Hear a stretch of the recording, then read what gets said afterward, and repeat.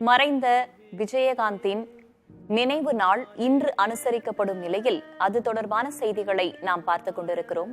அந்த வரிசையில் விஜயகாந்தின் குரு பூஜையில் பங்கேற்று அவருக்கு அஞ்சலி செலுத்திய திரைக்கலைஞர்கள் அவருடனான நினைவலைகளை பகிர்ந்து கொண்டார்கள். அதனை பார்க்கலாம். அண்ணன் வாழும் பொழுதும் பெரிய பக்திமானாக வாழ்ந்தார். எல்லோருக்கும் உணவளித்தார், உபசரித்தார், உள்ளன்போடு நேசித்தார். அப்பொழுது அவர் அளிக்கத் தொடங்கிய அந்த உணவளிக்கின்ற ஒரு விஷயம் இன்னமும் நடந்து கொண்டிருக்கின்றது. நிச்சயமாக அண்ணன் அவர்கள் ஆசீர்வாதம் எல்லோருக்கும் இருக்கும். அண்ணன் அவர்கள் புகழ் மங்கவே மங்காது. நினைக்கின்ற நேரமெல்லாம் யார் வேணாலும் இங்கே வரலாம், பார்க்கலாம், சாப்பிடலாம் அப்படின்ற ஒரு நிலையை ஏற்படுத்திவிட்டு அவர் இறைவனோடு கலந்திருக்கிறார். என்றென்றும் அவர் நம் உள்ளங்களில் வாழ்வார். அவருடைய ஆசீர்வாதம் நம் எல்லோருக்கும் கிடைக்கும். அவருடைய மறைவு நம்ம எல்லாத்துக்குமே மிகப்பெரிய ஒரு இழப்பு. அது அரசியலாக இருக்கட்டும், சினிமாவாக இருக்கட்டும், இல்லை ஏழைகளுக்கான தொண்டு செய்வதில் நம்ம அந்த கூட்டத்தை பார்த்தாலே தெரியும். நான் பெருசாக சொல்ல வேண்டியதில்லை.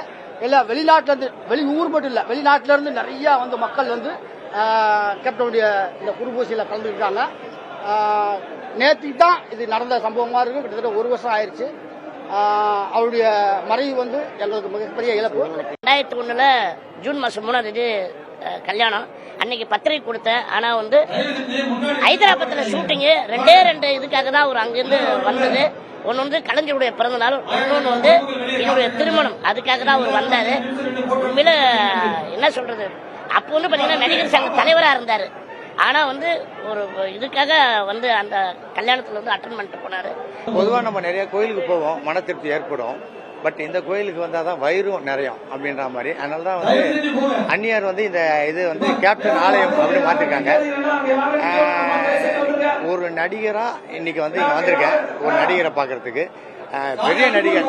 இவர்கிட்ட இருந்த ஒரு பெரிய அனுபவம் என்னன்னு கேட்டீங்கன்னா, சிவாஜி சாருடைய டெத் அப்போ இவர் தனி ஒரு மனுஷனா இருந்து அவ்வளவு கிரௌட சமாளிச்சு போனாங்க.